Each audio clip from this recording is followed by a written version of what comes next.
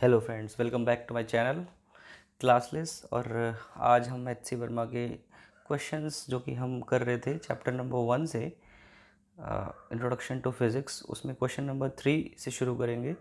और इस वीडियो में 3 और 4 दो क्वेश्चंस को सॉल्व करेंगे। तो क्वेश्चन नंबर 3 देखिए आपका क्या है। क्वेश्चन नंबर 3 अगर देखें तो ये कहता है कि फाइंड द डायमेंशंस ऑफ, इसमें 3 क्वेश्चन है ए बी सी। पहले में कहता है इलेक्ट्रिक फील्ड ई का निकालो डायमेंशन, फिर दूसरे में कहता है मैग्नेटिक फील्ड बी का निकालो, फिर तीसरे में कहता है मैग्नेटिक परमीएबिलिटी म्यू नॉट का निकालो। तो पहले हमें निकाल लेना चाहिए इलेक्ट्रिक फील्ड के लिए डायमेंशनल फार्मूला। तो कल मैंने आपको बताया था क्या करते हैं, इलेक्ट्रिक फील्ड के लिए अगर निकालना है तो इलेक्ट्रिक फील्ड से रिलेटेड आप बहुत ही बेसिक फार्मूला लिखेंगे। और बेसिक फार्मूला आपका दे रखा है बुक में, F equals to Q use करने के लिए बोल रहा है, F equals to Q E. यहाँ से सॉल्व करेंगे तो कितना आएगा, किसका निकालना है डायमेंशनल फार्मूला ई का, तो ई के लिए सॉल्व करिए, कितना हो जाएगा एफ अपॉन क्यू। अब आप इसका डायमेंशनल फार्मूला लिखिए, इसका लिखिए। तो ऊपर फोर्स है तो इसका हो जाएगा M L T minus two, जैसा कि हमने लास्ट वीडियो में किया था। और ये चार्ज है, इसका डायमेंशनल फार्मूला होता है ए टी। कैसे होता है आपको बता दूं, करंट आई इक्वल्स टू होता है Q upon T, charge per unit time, जिसको हम करंट बोलते हैं। तो यहाँ से Q इक्वल्स टू हो जाएगा आई टी। अगर मुझे चार्ज Q का डायमेंशनल फार्मूला लिखना है तो मैं आई का और T का डायमेंशनल फार्मूला लिख करके Q का निकाल सकता हूँ। आई का होता है एम्पियर, दैट इज़ ए, और टाइम का होता है T, तो AT हो जाता है इस तरीके से जैसे मैंने यहाँ पे लिखा है। अब इसको सॉल्व कर लीजिए। M देखो L T माइनस थ्री, ये T ऊपर जाएगा तो माइनस थ्री, और a minus 1, that is the answer for the first part, that is dimensional formula of electric field E। अब हम सेकंड क्वेश्चन की तरफ बढ़ते हैं। सेकंड पार्ट हमारा क्या कहता है, सेकंड पार्ट कहता है कि हमें निकालना है मैग्नेटिक फील्ड बी का डायमेंशनल फार्मूला। और इसके लिए बोल रहा है कि आप फार्मूला यूज़ कर सकते हैं F equals to Q V B का, क्यू वी बी का। यहाँ से हमें बी का निकालना है तो बी के लिए फार्मूला बनाएंगे, that is F equals to Q V हो जाएगा। यहाँ से डायमेंशनल फार्मूला जो होगा बी का कितना हो जाएगा, फोर्स का कितना होगा M L T minus two, जैसे कि हमने बहुत बार किया। क्यू है तो चार्ज है, तो लास्ट वाले उसमें क्वेश्चन में हमने ए टी किया और ये ए टी हो गया। वी का जो होता है वेलोसिटी है तो एल टी माइनस वन होता है। इसको सॉल्व कर लीजिए, कितना आ रहा है देख लीजिए। अब देखो एल से एल तो कैंसिल हो गया, मतलब इसके डायमेंशंस कैंसिल हो जाएंगे, तो बचा गया आपका एम, एल कैंसिल हो गया, टी बचा ना, टी की पावर कितना हो जाएगा माइनस वन, और ए की पावर, टी की पावर माइनस वन नहीं, टी से टी कैंसिल हो गया, देखो ये यहाँ पे, तो ये तो कैंसिल हो गया, तो ये एल से एल भी कैंसिल हो गया, यहाँ ये एल और ये एल कैंसिल हो गए, तो बचा क्या M T to the power minus two और A to the power minus one, M T to the power minus two A to the power minus one, that would be the answer for B part, that is जिसमें हमें magnetic field B का dimensional formula निकालना था। इसका answer ये होगा। आगे बढ़ जाते हैं सी पार्ट की तरफ। सी पार्ट क्या कहता है कि हमें निकालना है मैग्नेटिक परमिएबिलिटी का डायमेंशनल फार्मूला। देखो मैग्नेटिक परमिएबिलिटी को हम म्यू नॉट से शो करते हैं, म्यू नॉट। तो इसके लिए बोल रहे हैं कि आप फॉर्मूला यूज़ कर सकते हो B equals to mu naught upon two pi I upon A. देखो जब करंट किसी वायर से फ्लो होता है, मान लो आई करंट फ्लो हो रहा है तो मैग्नेटिक फील्ड बनाता है। तो मान लो ए डिस्टेंस पे मैग्नेटिक फील्ड जो आ रहा है वो इस फॉर्मूले से आप बता सकते हो, ठीक है। तो कहीं ना कहीं वही फार्मूला यूज़ किया गया है, क्योंकि आपको फार्मूला 12th क्लास में पढ़ाया जाएगा, इसलिए फार्मूला दे भी दिया गया है।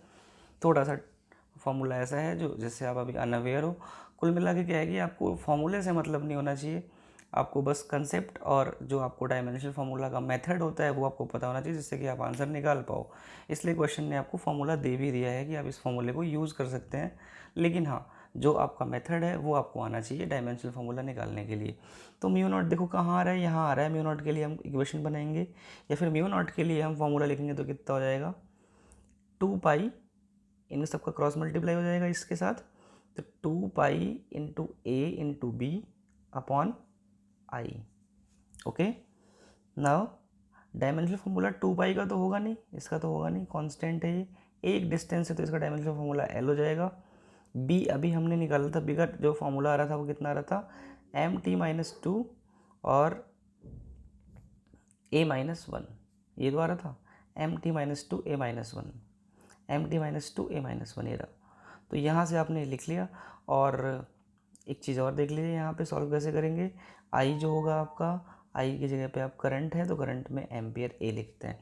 तो अब इसको सॉल्व कर लीजिए, कितना आ रहा है, एम सबसे पहले लिखो, फिर एल लिखो, फिर टी लिखो, टी माइनस टू, उसके बाद देखो एम ये रहा, एल ये रहा, टी माइनस टू ये रहा, ए की पावर माइनस टू हो जाएगा जब ये प्लस वन ऊपर जाके माइनस वन में कन्वर्ट होगा।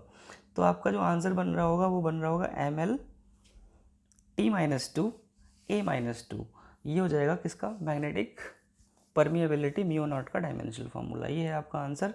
ये रहा आपका क्वेश्चन नंबर 3। अब हम करेंगे क्वेश्चन नंबर 4। क्वेश्चन नंबर 4 क्या कहता है, फाइंड दी, क्वेश्चन नंबर 4 ये कहता है फाइंड द डायमेंशनल फार्मूला या डायमेंशंस ऑफ, इसके दो पार्ट हैं। पहले में इलेक्ट्रिक डाइपोल मोमेंट P का निकालना है, दूसरे में निकालना है मैग्नेटिक डाइपोल मोमेंट M का। तो मैं आपको बता दूं इलेक्ट्रिक डाइपोल मोमेंट के लिए फॉर्मूला कह रहा है कि आप P equals to Q D use करिए। आपको मैं बता दूं डाइपोल कैसे बनता है। डाइपोल बनता है जब एक चार्ज नेगेटिव लेते हैं, एक पॉजिटिव लेते हैं, इनके बीच का डिस्टेंस बहुत छोटा होता है। अगर इनको पास ला के रख दें, ठीक है, इसको हम 2a से भी शो करते हैं।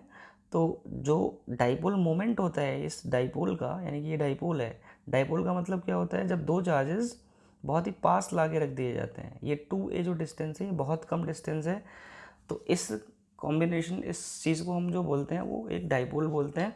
अब डाइपोल का डाइपोल मोमेंट निकालना है तो फॉर्मूला होता है जिसको हम P से शो करते हैं। डाइपोल मोमेंट को चार्ज लिखते हैं और उसके बीच का डिस्टेंस, यानी कि दो चार्जेस जो हैं उनके बीच का डिस्टेंस 2a। अब क्वेश्चन ये कह रहा है कि आप Q और 2a, डिस्टेंस को QA मत यूज़ करो, D यूज़ कर लो। तो Q इंटू डी, ये फॉर्मूला जो लिखा हुआ है आपके बुक में, तो Q इंटू डी से भी निकाल सकते हो, बात एक ही है, 2a लिखो या फिर D लिखो। हमने Q इंटू डी लिखना है। Q होता है आपका, अब हमें डायमेंशनल फार्मूला P का निकालना है, तो हम Q का निकालेंगे, D का निकालेंगे, फिर P का निकल जाएगा, जैसे हमने सारे क्वेश्चंस में करा है। तो अब आ जाओ, ये चार्ज है, चार्ज का 80 हो जाएगा, इसका कितना हो जाएगा, डिस्टेंस है तो L हो जाएगा। तो L, T और A, ये इसका डायमेंशनल फार्मूला हो जाएगा। ठीक है, किसका, डाइपोल मोमेंट P का। ठीक है, समझ आ गया। अब आगे बढ़ते हैं। आपको वैसे भी इसके कंसेप्ट से कोई मतलब नहीं है, आपको formula Q into D use करके आप सीधे सीधे आंसर निकाल सकते हैं। अब इसके बी पार्ट की तरफ चलते हैं। बी पार्ट ये कहता है कि आप निकालो dimensional formula of dipole moment, magnetic dipole moment M। देखो अब जो है मैग्नेटिक डाइपोल मोमेंट M का जो फॉर्मूला है, देखिए कंसेप्ट जो है वो आपको जानने की ज़रूरत नहीं है, आप 12th क्लास के कंसेप्ट को, वैसे होता क्या है कि मान लो कि आप अगर एक लूप लेते हो, लूप से करंट फ्लो हो रहा है आई, इसका एरिया कहीं ना कहीं यहाँ पे इंक्लूड हो रहा है, तो उसी से related magnetic dipole moment area vector को लेकर के बनता है। तो वो चीज़ें तो कंसेप्ट में आ जाती हैं, बट आई इंटू ए कर देने से हमें मैग्नेटिक डाइपोल मोमेंट मिल जाता है। आई एक करंट है तो करंट के लिए डायमेंशनल फार्मूला ए होगा, ये एरिया है तो इसका एल स्क्वायर होगा। तो एल स्क्वायर इंटू ए या फिर L square a magnetic dipole moment का क्या हो गया, मैग्नेटिक डाइपोल मोमेंट M का डायमेंशनल फार्मूला हो गया। ये रहा आपका आंसर बी। और नेक्स्ट 5th क्वेश्चन या फिर 5th और 6th क्वेश्चन हम नेक्स्ट वीडियो में करेंगे। तब तक के लिए बाय, टेक केयर।